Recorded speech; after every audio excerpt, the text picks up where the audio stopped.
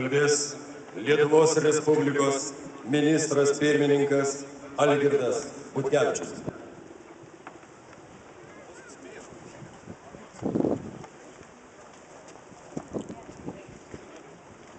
Gerbiamas Kauno miesto merė, gerbiami Seimo nariai, mėlyje šventės svečiai, mėlyje pilotai, mechanikai, lakūnai ir visi čia susirinkę. Dariaus ir Kerėnų aerodromas turi ilgą ir garbingą istoriją, liudinčią mūsų tautos didvyriškumą. Prieš 80 metų į šį aerodromą susirinko 50 000 žmonių sutikti Lituanikos. Tačiau tą kartą šventę aptemdė tragedija. Jeigu aviaciją galima minėti kaip šalies pažangos rodiklį, jis Lietuvoje visada buvo ryškus. Tuomet Lituanikos skrydis buvo antras pagal nuotolį pasaulyje.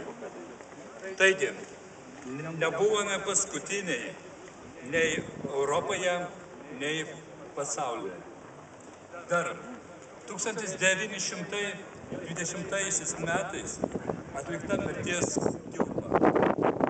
Ši mintis aiškiai lenkia valstybės galimybę.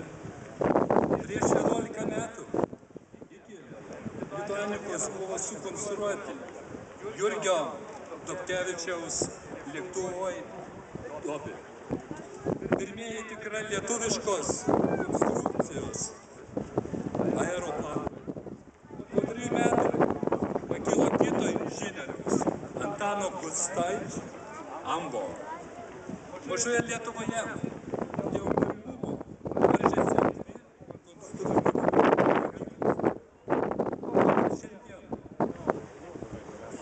svarbi Lituanikos pamoka.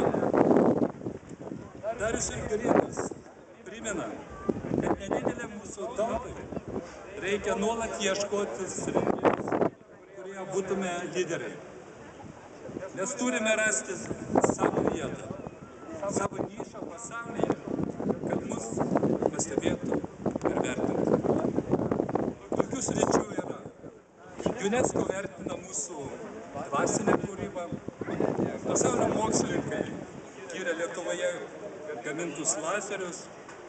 Pasaulinės kompanijos pabrėžia lietuvių darbuotojų patikimumą ir darbštumą. Mes to negalime prarasti, nes užleisti poziciją labai paprasta, sugrįžti sunkiau.